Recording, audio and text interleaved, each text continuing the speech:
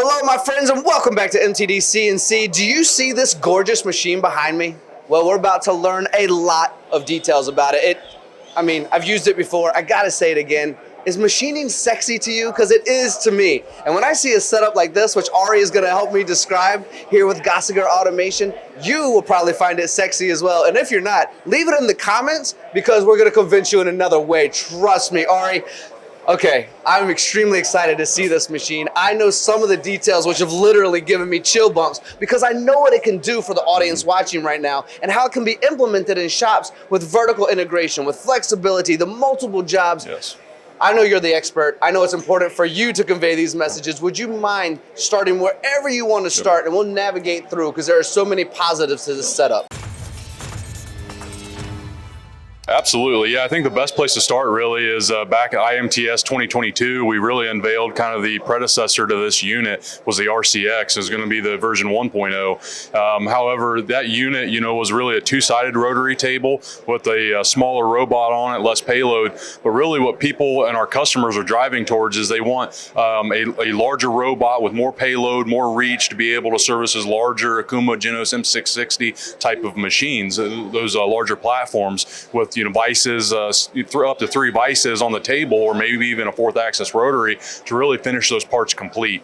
Service some of those larger 5-axis machines like the Akuma MU4000, those kind of machines. So this unit, we unveiled that at IMTS 2022, but we really looked at it and we thought we really want to kind of go back to the drawing board here. There were some things we didn't like about it in terms of the part queue, especially when the parts got larger.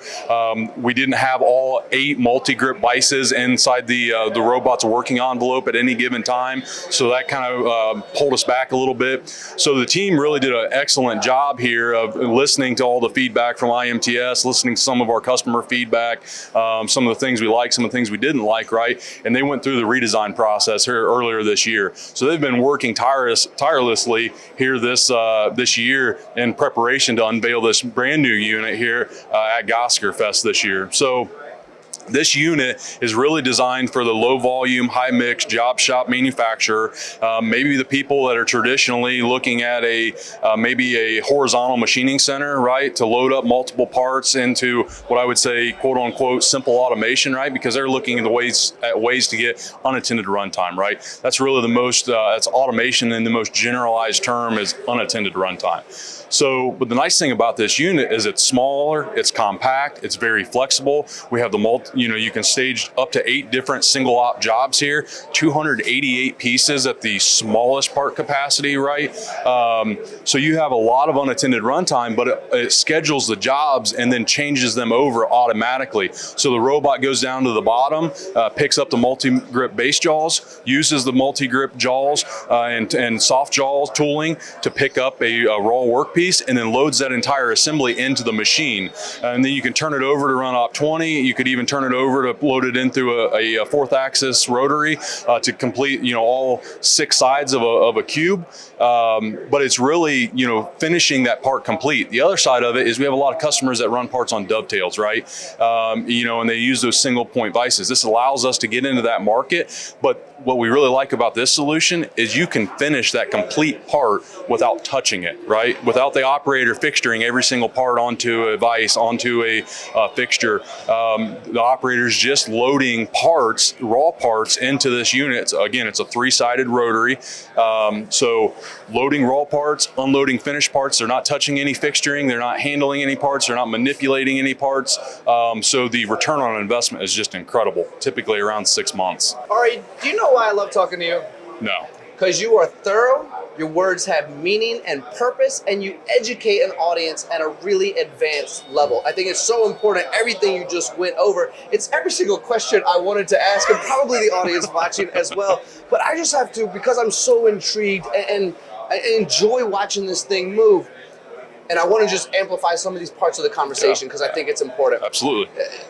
And I want to take this a little bit from you're an expert speaking at an expert level, and I'm a beginner speaking at a beginner level, right? So at the bottom here, I have jaws going in and out of the machine, so I can literally switch jobs on the go as it's working. The second tier looks like some rectangle blocks. The third tier here looks like some round bar. And I go up, I see rectangle again. Everything you already described, I'm just bringing back up again because I think it's important. But we are going from job to job, part to part. It's not a rectangle universal. I can switch out any rectangle part I want. And now I'm getting a bit long-winded because I'm excited about it, but it really is. I can plug it in on the side of the machine over here or on my computer and say, this is what I need to do next. It truly is for that high mix, low volume job shop, isn't it? Absolutely. These units are all designed specifically for the job shop. Just like we spoke about previously, why would I automate a 20-piece job? Well, you'd automate a 20-piece job because you don't have the operator standing there. You don't have your skilled labor tied up,